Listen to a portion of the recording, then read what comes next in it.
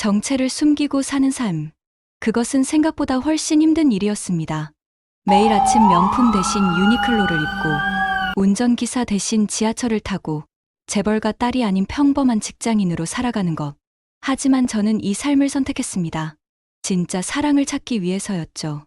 그런데 그날 남편이 무릎 꿇는 모습을 보는 순간 더 이상 숨길 수 없었습니다. 안녕하세요. 저는 강서윤입니다. 32살. 그랜드 인터컨티넨탈 서울 호텔 컨시어지로 일하고 있습니다. 아니, 일하고 있었습니다. 사실 저는 국내 10대 재벌 한국종합상사 회장의 외동딸입니다. 개인 신탁 자산만 500억 원. 회사 지분까지 합치면 2조 원대의 재산을 상속받을 사람이죠. 하지만 2년간 아무도 몰랐습니다. 남편조차도요. 왜 숨겼냐고요?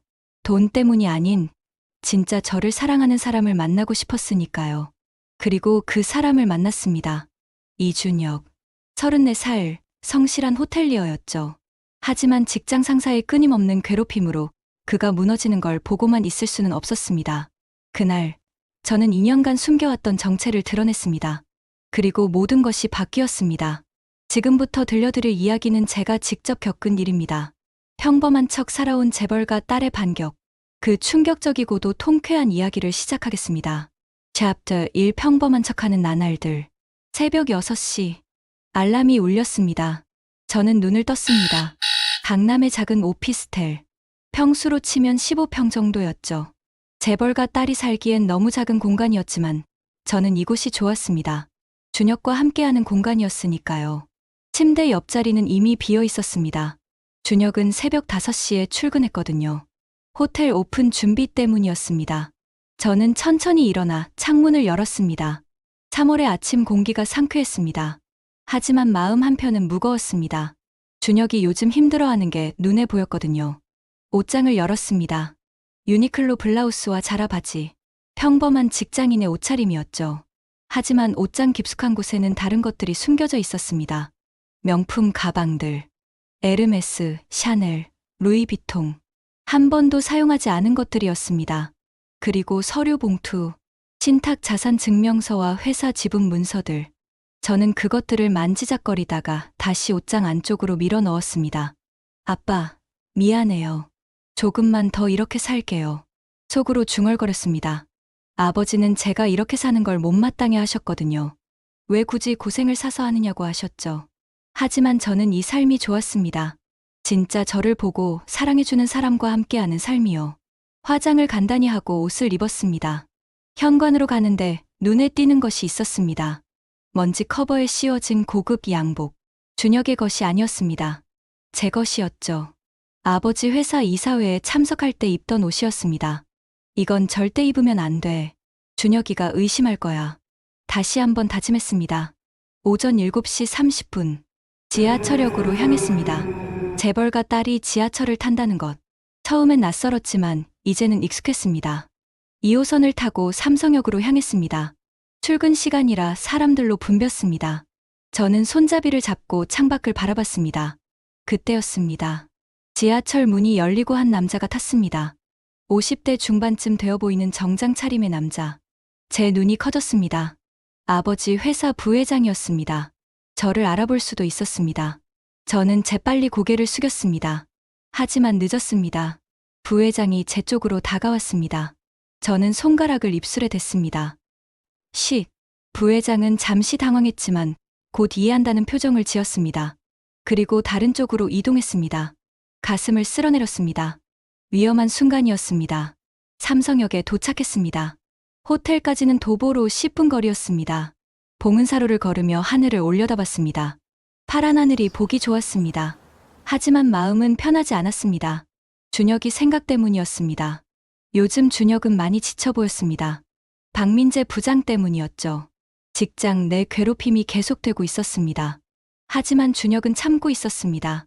가장으로서 직장을 지켜야 한다는 책임감 때문이었습니다. 저는 답답했습니다. 제가 나서면 해결될 일인데, 하지만 그럴 수 없었습니다. 준혁에게 제 정체를 밝히는 순간 모든 게 달라질 테니까요. 호텔이 보였습니다. 그랜드 인터컨티넨탈 서울. 50층짜리 고층 빌딩이었습니다. 사실 이 건물은 저희 회사 소유였습니다. 정확히는 제 개인 신탁 자산이었죠. 하지만 아무도 몰랐습니다. 호텔 경영진조차도요. 명목상 소유주는 페이퍼 컴퍼니로 되어 있었으니까요. 로비로 들어갔습니다. 화려한 샹들리에가 천장에 매달려 있었습니다. 대리석 바닥이 반짝거렸습니다. 투숙객들이 체크인을 하고 있었습니다. 그때 눈에 익은 얼굴이 보였습니다. 아버지 회사 VIP 고객이었습니다. 재벌 총수였죠. 저를 알아볼 수도 있었습니다. 저는 재빨리 옆복도로 피했습니다. 심장이 두근거렸습니다. 조심해야 해. 다시 한번 다짐했습니다. 직원 전용 엘리베이터를 타고 지하 1층으로 내려갔습니다. 라커룸으로 향했습니다. 문을 열고 들어가니 친구 민지수가 있었습니다. 서윤아, 왔어? 민지수가 반갑게 인사했습니다. 오늘도 정신없겠다. 그러게. 근데 서윤아, 응. 너희 남편 오늘도 박민재한테 혼났대. 제 표정이 굳었습니다. 또? 응. 아까 지나가다 들었는데 완전 난리였어. 민지수의 말에 가슴이 답답해졌습니다. 왜 준혁 오빠는 참고만 있어? 신고하면 되잖아. 준혁 씨 성격 알잖아. 참는 거. 그래도 그렇지. 저건 너무 심한 것 같은데. 민지수의 걱정 어린 목소리였습니다.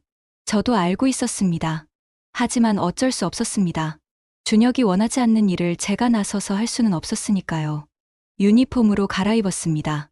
컨시어지 유니폼은 우아했습니다.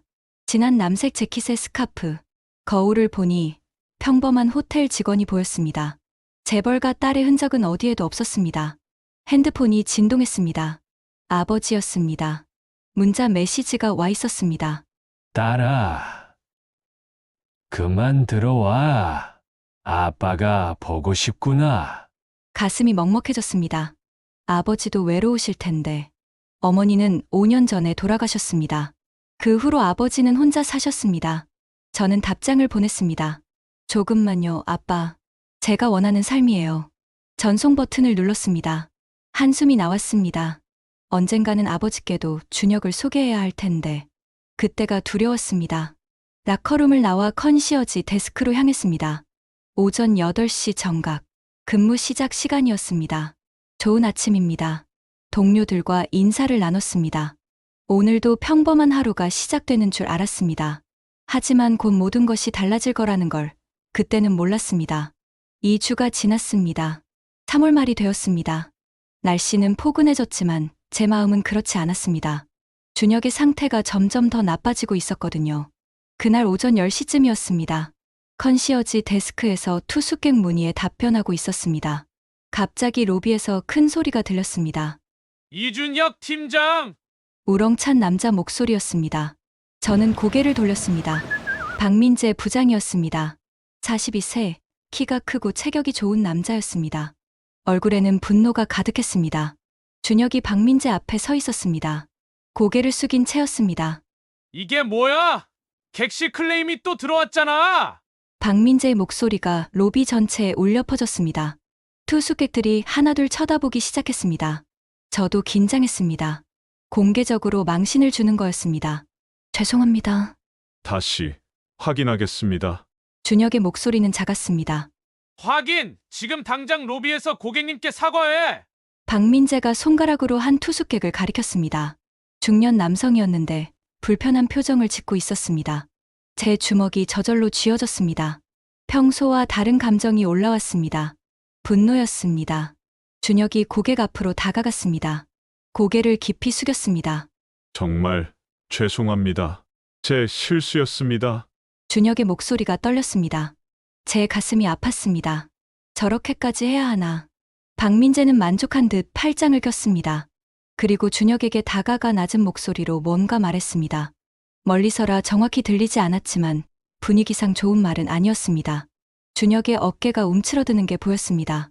민지수가 제 옆으로 왔습니다. 서윤아, 저거 좀 심한 거 아니야? 민지수의 목소리도 떨리고 있었습니다. 저도 참기 힘들었습니다. 하지만 어떻게 할 수 없었습니다. 여기서 제가 나서면 준혁의 자존심이 상할 테니까요. 박민재가 준혁을 데리고 사무실로 들어갔습니다. 문이 닫혔습니다. 저는 그 문을 한참 바라봤습니다. 가슴이 답답했습니다. 30분이 지났습니다. 사무실 문이 열렸습니다. 준혁이 나왔습니다. 얼굴이 창백했습니다. 눈가가 붉었습니다. 울었던 것 같았습니다. 저는 달려가고 싶었습니다. 하지만 참았습니다. 준혁은 저를 보지도 않고 지나갔습니다. 아마 제가 보는 걸 원하지 않았나 봅니다. 남자의 자존심이란 게 그런 거니까요.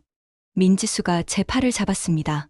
서윤아, 너희 남편 퇴사 압박받는 것 같던데. 뭐? 아까 회의실에서 박민재가 소리 지르는 거 들렸어. 못 버티면 나가라고. 제 눈빛이 변했습니다. 더 이상 참을 수 없다는 표정이었을 겁니다. 민지수도 제 변화를 느꼈는지 놀란 표정을 지었습니다. 서윤아, 너 눈빛 무서워. 저는 대답하지 않았습니다. 그냥 준혁이 사라진 쪽을 바라봤습니다. 그날 저녁 집에 돌아왔을 때 준혁은 소파에 앉아 있었습니다. 멍하니 천장을 바라보고 있었습니다. 여보, 제가 조심스럽게 불렀습니다. 준혁이 고개를 돌렸습니다. 억지로 미소를 지었습니다. 왔어. 피곤하지? 괜찮아. 여보는 어때? 나도 괜찮아. 하지만 괜찮지 않았습니다. 준혁의 손이 떨리고 있었습니다. 박민재 부장이 또 아니야. 괜찮다니까. 준혁이 말을 끊었습니다. 목소리에 짜증이 섞여 있었습니다. 처음 보는 반응이었습니다. 준혁은 소파에서 일어나 방으로 들어갔습니다. 문을 닫았습니다. 저는 그 자리에 서 있었습니다. 가슴이 무너지는 것 같았습니다. 이대로는 안 되겠다는 생각이 들었습니다. 노트북을 켰습니다. 검색창에 입력했습니다. 직장 내 괴롭힘 신고 방법. 여러 정보가 나왔습니다. 고용노동부 신고, 내부 감사, 법적 대응. 하지만 모두 준혁이 직접 해야 하는 일들이었습니다. 준혁이 원하지 않는다면 소용없었습니다. 한숨이 나왔습니다. 그때 핸드폰이 울렸습니다. 아버지 회사 비서실장 김태훈이었습니다. 태훈 아저씨라고 부르는 분이었습니다. 어렸을 때부터 저를 돌봐주셨거든요. 여보세요, 아가씨. 네, 아저씨. 회장님께서 요즘 아가씨 걱정을 많이 하십니다. 알아요. 제가 곧 연락드릴게요. 그리고 혹시 무슨 일 있으면 언제든 연락하세요. 제가 도와드리겠습니다. 김태훈의 말에 뭔가 떠올랐습니다. 아저씨, 사실 네, 말씀하세요. 조사 좀 부탁드릴 수 있을까요? 물론입니다. 무엇을요? 저는 박민재에 대해 말했습니다. 김태훈은 조용히 들었습니다. 알겠습니다. 이상 일 안에 보고서 드리겠습니다. 고마워요, 아저씨. 전화를 끊었습니다. 이제 시작이었습니다. 더 이상 참고만 있을 수는 없었습니다. 준혁을 지켜야 했습니다. 그것이 아내로서 제가 할 일이었습니다. 방문을 바라봤습니다.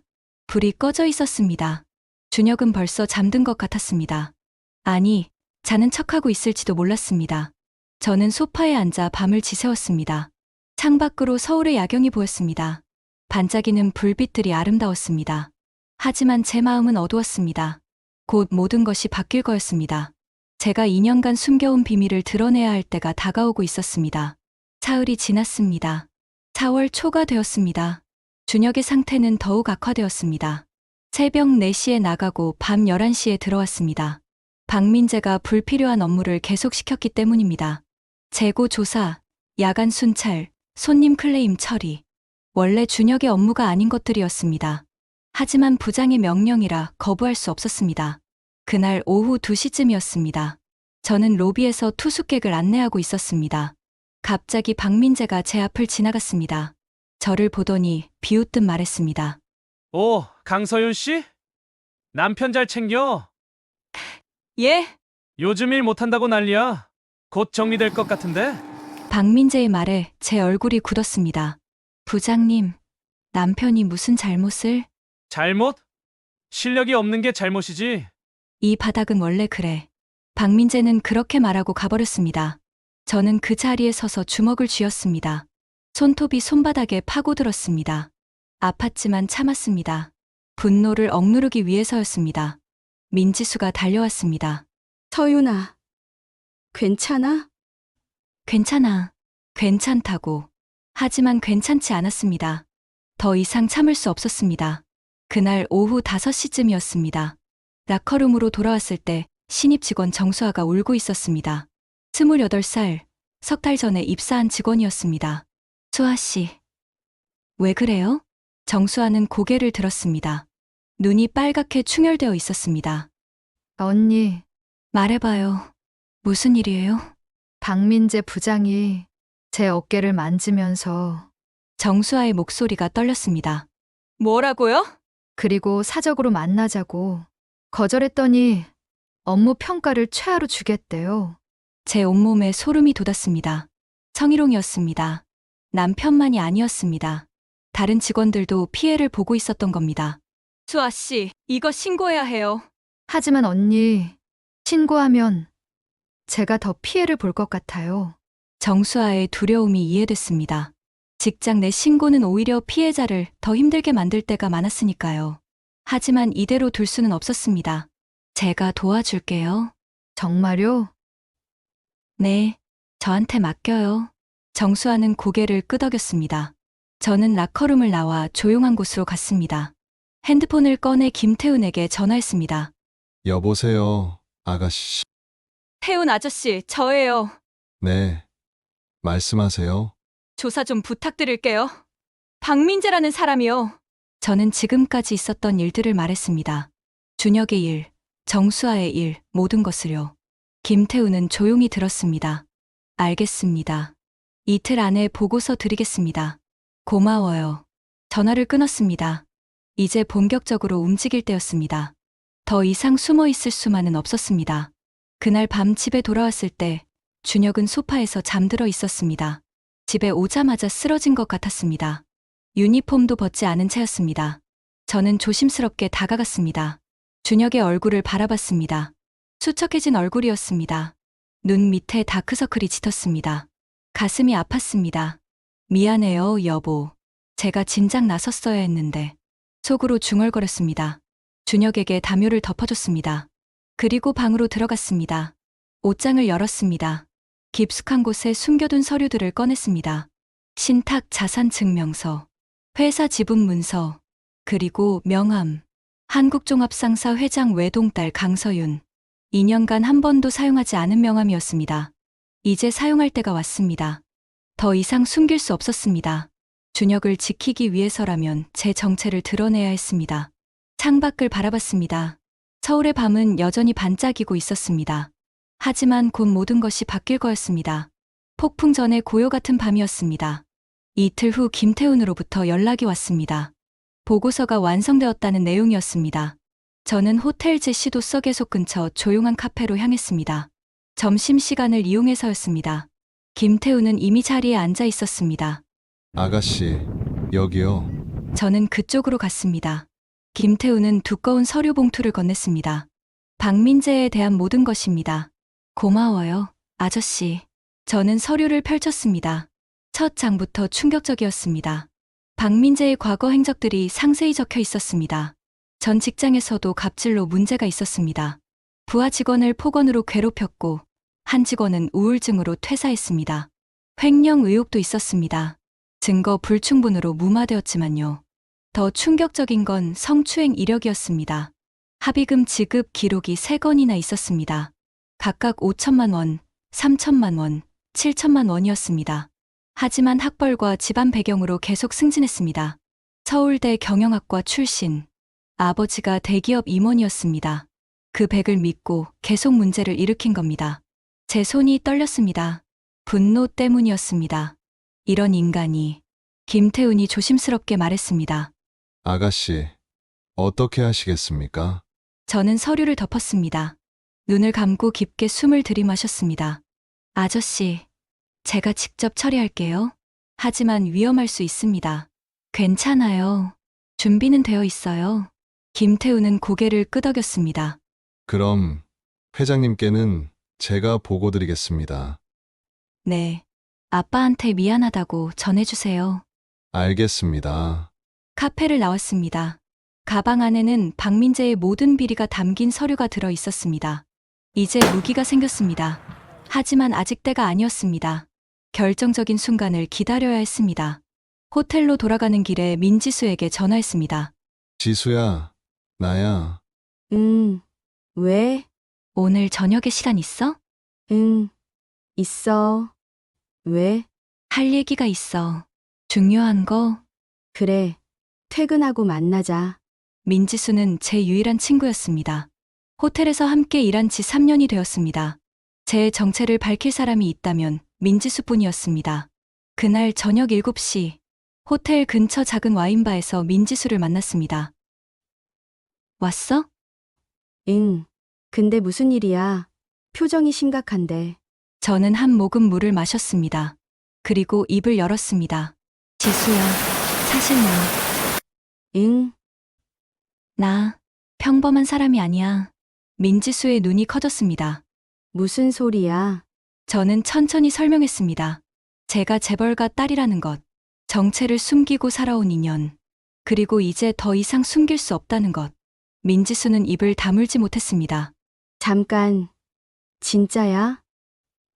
응, 한국종합상사 회장 딸이야. 민지수는 핸드폰을 꺼내 검색했습니다. 한진우 회장의 사진이 나왔습니다. 이 사람이 내 아버지라고? 응, 그럼 너 엄청 부자잖아? 저는 고개를 끄덕였습니다. 개인 신탁 자산만 500억이야. 회사 지분까지 하면 2조 원 되고. 민지수는 숨이 멎은 듯 했습니다. 그럼 왜 여기서 일하는 거야? 진짜 사랑을 찾고 싶었어. 돈 때문이 아닌. 민지수는 이해한다는 표정을 지었습니다. 준혁 오빠는 몰라? 응, 그래서 더 힘들어. 민지수는 제 손을 잡았습니다. 서윤아. 이제 어떻게 할 거야? 더 이상 숨길 수 없을 것 같아. 준혁이를 지켜야 해. 민지수는 고개를 끄덕였습니다. 나 도와줄게. 뭐든지. 고마워, 지수야. 그날 밤 집에 돌아왔을 때 준혁은 또 소파에서 자고 있었습니다. 매일 반복되는 광경이었습니다. 저는 준혁이 옆에 앉았습니다. 준혁의 손을 잡았습니다. 차가웠습니다. 여보, 미안해. 곧 모든 게 나아질 거야. 속삭였습니다. 준혁은 잠결에 중얼거렸습니다. 서윤아, 사랑해. 나도 사랑해. 눈물이 났습니다. 이 사람을 지키기 위해서라면 뭐든 할 수 있었습니다. 제 정체를 드러내는 것쯤은 아무것도 아니었습니다. 창밖으로 보름달이 떠 있었습니다. 밝고 둥근 달이었습니다. 곧 모든 것이 밝혀질 거였습니다. 숨겨왔던 진실이 세상에 드러날 날이 다가오고 있었습니다. 일주일이 지났습니다. 4월 말이 되었습니다. 금요일 오후였습니다. 그날 결정적인 사건이 벌어졌습니다. 오후 3시쯤이었습니다. 로비에 VIP 고객이 체크인하러 왔습니다. 대기업 회장이었습니다. 준혁이 직접 응대하고 있었습니다. 그런데 문제가 생겼습니다. 예약된 스위트룸에 시스템 오류가 있었던 겁니다.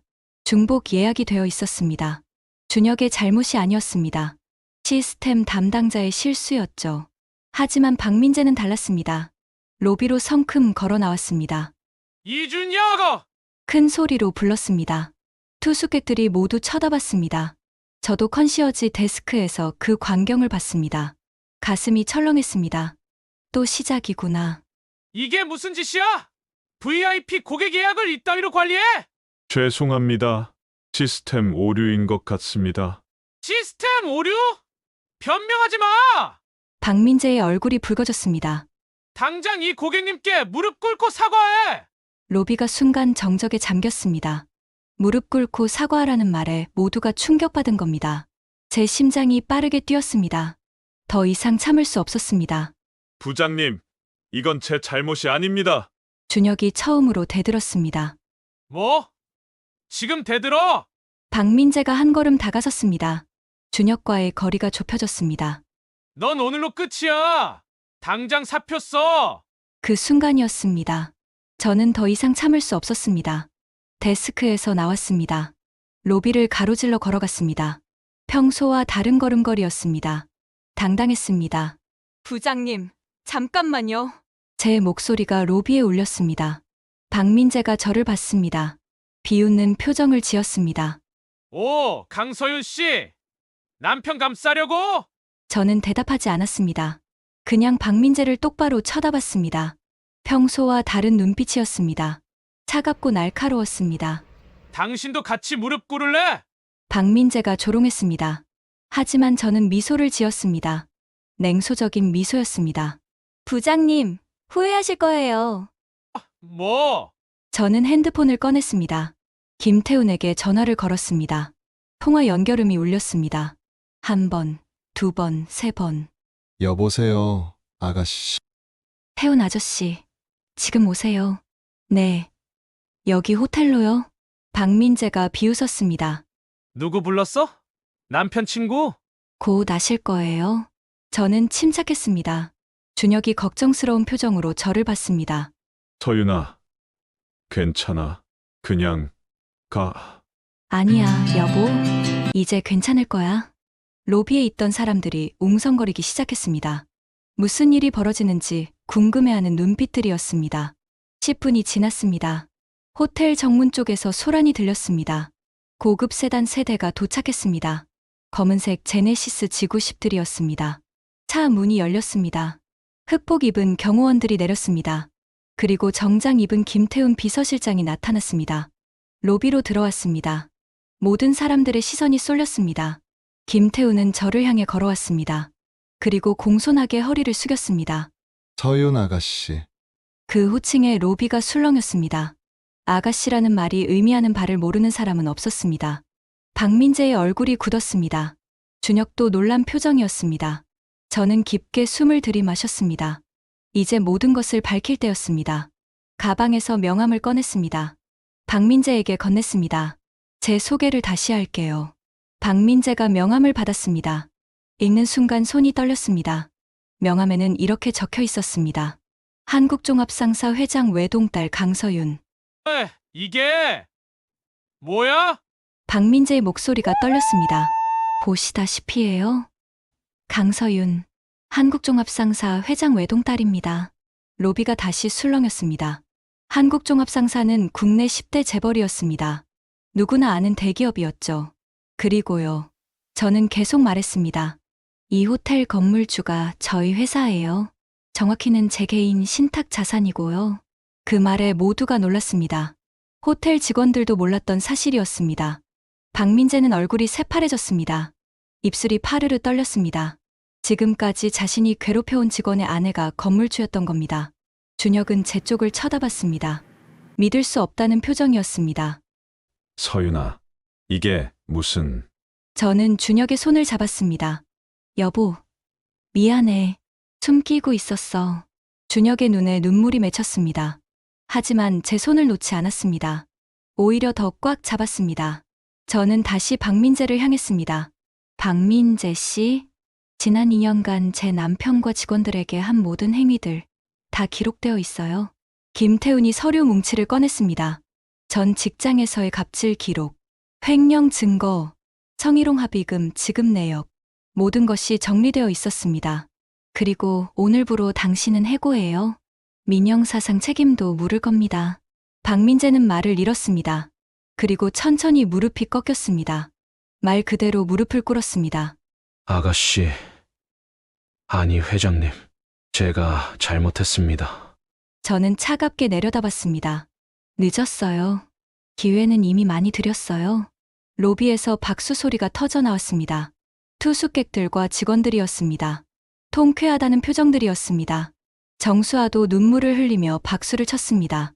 민지수는 엄지를 치켜 세웠습니다. 저는 준혁을 봤습니다. 여보, 이제 괜찮아. 준혁은 저를 안았습니다. 로비 한가운데서 우리는 껴안았습니다. 2년간 숨겨왔던 비밀이 드러난 순간이었습니다. 박민재는 경호원들에게 이끌려 나갔습니다. 경찰에 인계될 예정이었습니다. 횡령과 성추행 혐의로 고소장이 접수되어 있었습니다. 로비는 여전히 웅성거렸습니다. 호텔 직원들이 하나둘 모여들었습니다. 호텔 총지배인도 급히 내려왔습니다. 회장님, 총지배인은 당황한 표정이었습니다. 건물주가 누군지 몰랐던 겁니다. 페이퍼 컴퍼니로 되어 있었으니까요. 네, 저예요. 놀라셨죠? 저는 미소를 지었습니다. 송구합니다. 직원 관리를 제대로 못해서. 앞으로 잘 부탁드려요. 총지배인은 깊이 고개를 숙였습니다. 저는 준혁의 손을 잡고 직원 휴게실로 갔습니다. 민지수와 정수아도 따라왔습니다. 문을 닫았습니다. 준혁은 멍한 표정으로 앉아 있었습니다. 아직 상황을 받아들이지 못한 것 같았습니다. 여보, 저는 준혁 앞에 앉았습니다. 왜 말 안 했어? 준혁의 목소리가 떨렸습니다. 진짜 사랑받고 싶었어요. 강서윤이라서가 아니라 그냥 서윤이로서요. 눈물이 났습니다. 2년간 참아왔던 감정이 터져 나왔습니다. 바보. 준혁이 저를 안았습니다. 난 당신이 누구든 사랑했을 거야. 그 말에 저는 더 크게 울었습니다. 민지수와 정수아도 눈물을 훔쳤습니다. 한참을 울고 나서야 진정할 수 있었습니다. 그날 저녁 우리는 호텔을 나왔습니다. 김태훈이 준비한 차가 대기하고 있었습니다. 아가씨, 어디로 모실까요? 집으로 가주세요. 차는 출발했습니다. 준혁은 창밖을 바라보고 있었습니다. 말이 없었습니다. 아직 혼란스러운 것 같았습니다. 여보, 화났어? 아니, 그냥 믿기지가 않아. 준혁은 저를 봤습니다. 2년 동안 몰랐어. 전혀. 미안해. 숨겨서. 아니야. 내 마음은 알아. 준혁이 제 손을 잡았습니다. 다만 앞으로는 비밀 없이 살자. 약속할게. 우리는 미소를 지었습니다. 집에 도착했습니다. 15평 오피스텔. 이제 이곳을 떠나야 할지도 몰랐습니다. 하지만 오늘은 그냥 쉬고 싶었습니다. 소파에 앉아 와인을 마셨습니다. 조용한 밤이었습니다. 여보, 앞으로 어떻게 될까? 준혁이 물었습니다. 모르겠어. 하지만 함께라면 괜찮을 것 같아. 그래. 함께라면. 우리는 손을 잡았습니다. 창밖으로 서울의 야경이 보였습니다. 반짝이는 불빛들이 아름다웠습니다. 이제 더 이상 숨지 않아도 되었습니다. 진짜 제 모습으로 살 수 있었습니다. 그것만으로도 충분했습니다. 다음 날 아침 일어났을 때 준혁은 이미 깨어 있었습니다. 커피를 내리고 있었습니다. 일어났어? 응. 오늘 호텔 안 가도 돼? 당분간 쉬라고 했어. 준혁이 커피를 건넸습니다. 우리는 식탁에 앉았습니다. 조용한 아침이었습니다. 그때 초인종이 울렸습니다. 문을 열었습니다. 김태훈이 서 있었습니다. 아가씨, 회장님께서 뵙고 싶어 하십니다. 가슴이 철렁했습니다. 아버지를 만날 시간이 온 겁니다. 알겠어요.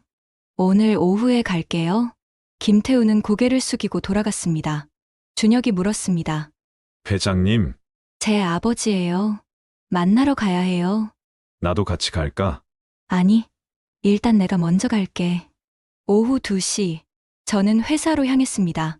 한국종합상사 본사, 여의도에 있는 60층짜리 빌딩이었습니다. 2년 만에 오는 곳이었습니다.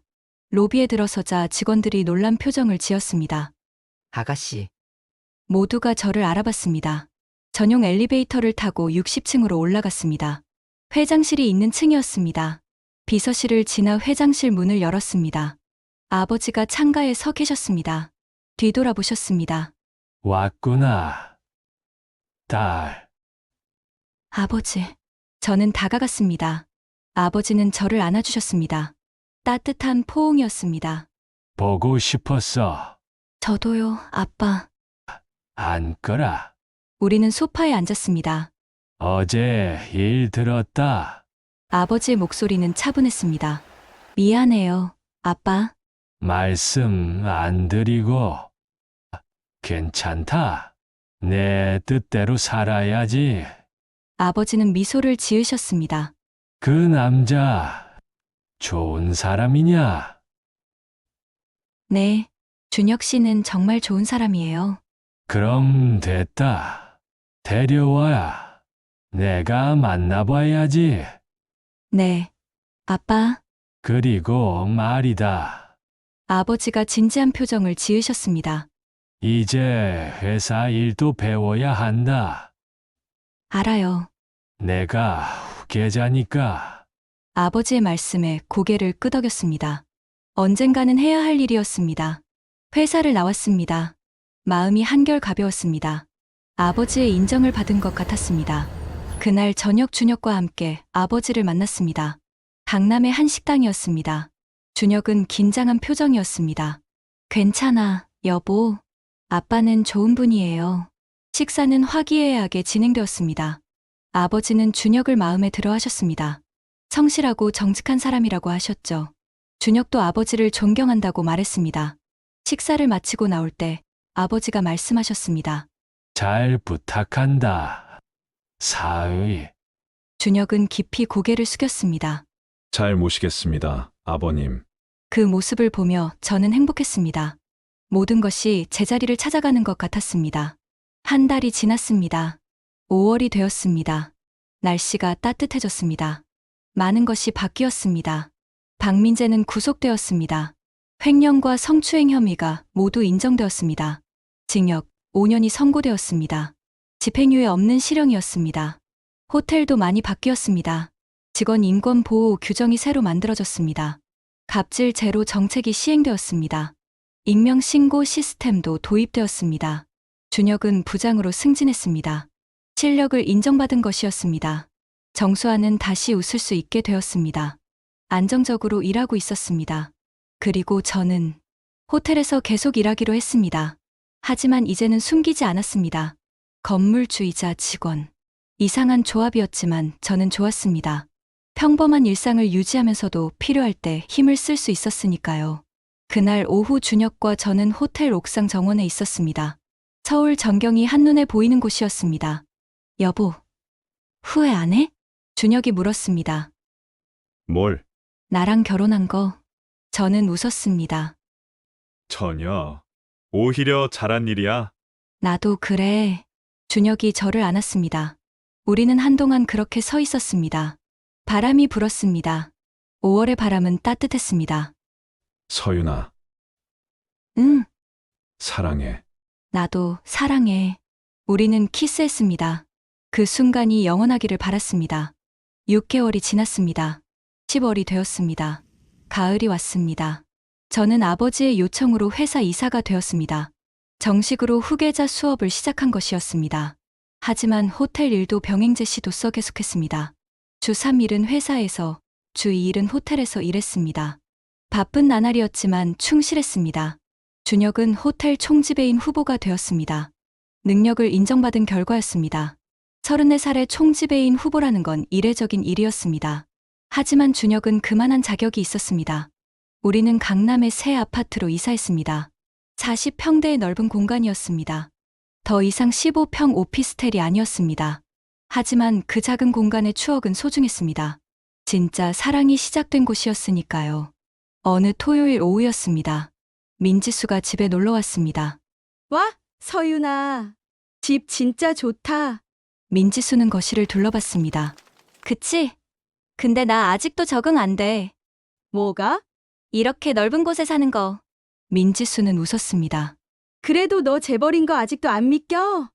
나도 그냥 평범한 사람이야. 돈이 좀 있을 뿐. 좀이 아니라 엄청 많이 있는 거지. 우리는 웃었습니다. 정수아도 나중에 합류했습니다. 셋이서 와인을 마시며 이야기를 나눴습니다. 언니, 정말 고마워요. 정수아가 진지하게 말했습니다. 왜? 언니 아니었으면 전 아직도 박민재한테 괴롭힘 당하고 있었을 거예요. 아니야. 수아 씨가 용기 내서 말해줬잖아. 그래도요. 언니가 나서주셔서 제가 구원받았어요. 정수아의 눈에 눈물이 맺혔습니다. 이제 다 괜찮아. 앞으로도 잘해 나갈 거야. 네. 언니, 저녁이 되어 준혁이 퇴근했습니다. 손에는 케이크가 들려 있었습니다. 이게 뭐야? 오늘 우리 결혼 2주년이잖아. 맞다. 저는 깜빡하고 있었습니다. 바쁘다는 핑계로요. 미안해, 여보. 잊고 있었어. 괜찮아. 내가 기억하면 되지. 준혁은 미소를 지었습니다. 민지수와 정수아는 눈치껏 일어났습니다. 우리 먼저 갈게. 응, 고마워. 조심히 가. 손님들이 떠나고 우리 둘만 남았습니다. 케이크에 촛불을 켰습니다. 둘이서 함께 불었습니다. 소원 빌었어요? 응. 무슨 소원이에요? 비밀. 준혁이 장난스럽게 웃었습니다. 저도 소원을 빌었습니다. 이 행복이 영원하기를. 우리는 케이크를 먹으며 이야기를 나눴습니다. 지난 2년간의 일들을요. 숨기고 살았던 날들, 힘들었던 순간들, 그리고 진실이 밝혀진 그날, 모든 게 꿈 같아. 준혁이 말했습니다. 저도요. 하지만 현실이에요. 그래, 행복한 현실. 우리는 손을 잡았습니다. 창밖으로 서울의 야경이 펼쳐져 있었습니다. 반짝이는 불빛들이 아름다웠습니다. 예전에 15평 오피스텔에서 보던 그 야경보다 더 넓게 보였습니다. 하지만 본질은 같았습니다. 함께 있다는 것. 그것이 가장 중요했습니다. 다음 주 월요일이었습니다. 저는 회사 이사회에 참석했습니다. 정식 이사로서 첫 회의였습니다. 긴장되었지만 당당했습니다. 아버지가 회의를 주재하셨습니다. 그리고 저를 소개하셨습니다. 우리 딸 강서윤입니다. 앞으로 후계자로서 함께 일하게 될 겁니다. 임원들이 박수를 쳤습니다. 저는 일어나 인사했습니다. 잘 부탁드립니다. 회의는 2시간 동안 진행되었습니다. 신규 사업 계획, 해외 투자건, 인사 문제 등이 논의되었습니다. 저는 경청하며 배웠습니다. 아직 배울 것이 많았습니다. 회의가 끝나고 아버지 방에 들렀습니다. 어땠니? 좋았어요. 배울 게 많네요. 천천히 해라. 시간은 충분하니까. 네, 아빠. 아버지는 미소를 지으셨습니다. 그리고 서랍에서 뭔가를 꺼내셨습니다. 작은 상자였습니다. 이건 내 어머니가 남긴 거다. 어머니요? 그래, 너한테 주라고 하셨어. 저는 상자를 열었습니다. 안에는 목걸이가 들어 있었습니다. 아름다운 다이아몬드 목걸이였습니다. 어머니께서 결혼할 때 받으신 거다. 이제 내 차례야. 눈물이 났습니다. 어머니가 보고 싶었습니다. 5년 전 돌아가셨을 때 너무 슬펐습니다. 마지막으로 하신 말씀이 생각났습니다. 서윤아, 내가 원하는 대로 살아라. 행복하게. 저는 어머니의 말씀대로 살고 있었습니다. 행복하게요. 고마워요, 아빠. 아버지는 제 어깨를 토닥였습니다. 그날 저녁 집에 돌아와 준혁에게 목걸이를 보여줬습니다. 우와, 예쁘다. 어머니께서 남기신 거예요. 준혁은 조심스럽게 만졌습니다. 장모님 뵙지 못해서 아쉬워. 저도요. 어머니가 여보를 정말 좋아하셨을 텐데. 분명 그러셨을 거야. 우리는 미소를 지었습니다. 한 달 후 호텔에서 큰 행사가 있었습니다. 직원 워크숍이었습니다. 제주도에서 이틀간 진행되었습니다. 모든 직원이 참석했습니다. 첫날 밤 해변에서 바비큐 파티가 열렸습니다. 모두가 즐거워했습니다. 박민재가 사라진 후 분위기가 완전히 바뀌었습니다. 직원들은 자유롭게 웃었습니다. 겁먹지 않고 일할 수 있었습니다. 저는 준혁과 해변을 걸었습니다. 파도 소리가 들렸습니다. 달빛이 바다를 비췄습니다. 여보, 행복해? 물론이지. 나도 그래. 우리는 멈춰 서서 바다를 바라봤습니다. 잠시 후 준혁이 말했습니다. 서윤아, 응, 고마워. 뭐가? 나를 선택해줘서. 재벌가 딸인데도 나 같은 평범한 사람을. 여보는 평범하지 않아. 나한텐 세상에서 가장 특별한 사람이야. 준혁이 저를 안았습니다. 파도가 우리 발을 적셨습니다. 차가웠지만 기분 좋았습니다. 살아있다는 느낌이었습니다. 다음 날 서울로 돌아왔습니다. 호텔 업무가 기다리고 있었습니다. 하지만 이제는 두렵지 않았습니다. 당당했습니다. 숨길 것도 없었습니다. 저는 강서윤이었습니다. 재벌가 딸이자 평범한 직장인이었습니다. 그리고 준혁을 사랑하는 아내였습니다. 그것이 제 정체였습니다. 완전한 모습의 저였습니다. 어느 날 오후 컨시어지 데스크에 앉아 있었습니다. 한 투숙객이 다가왔습니다. 실례합니다. 명동 맛집 좀 추천해 주실 수 있나요? 물론입니다. 저는 친절하게 안내했습니다. 추천 맛집 리스트와 지도를 건넸습니다. 고맙습니다. 투숙객은 만족한 표정으로 떠났습니다. 이런 순간이 좋았습니다. 사람들을 도울 수 있는 순간이요. 재벌가 딸이라는 타이틀보다 소중한 것이었습니다. 퇴근 시간이 되었습니다. 준혁과 함께 집으로 향했습니다. 지하철 대신 차를 탔습니다. 회사에서 제공한 차였습니다. 하지만 가끔은 지하철도 탔습니다. 그 평범함이 그리울 때가 있었으니까요. 집에 도착해 저녁을 준비했습니다. 간단한 파스타였습니다. 요리는 여전히 서툴렀습니다. 하지만 준혁은 맛있다고 했습니다. 사랑하는 사람이 만든 음식이라서요. 식사를 마치고 소파에 앉았습니다. TV를 켰습니다. 뉴스가 나왔습니다. 한국종합상사가 신규 사업을 시작한다는 내용이었습니다. 아버지가 인터뷰하는 모습이 나왔습니다. 아빠 나온다. 준혁도 관심 있게 봤습니다. 장인어른 멋있으시다. 그치. 우리는 미소를 지었습니다. 뉴스가 끝나고 드라마를 봤습니다. 평범한 저녁이었습니다. 하지만 이런 평범함이 가장 행복했습니다. 밤이 깊어갔습니다. 준혁은 먼저 잠들었습니다.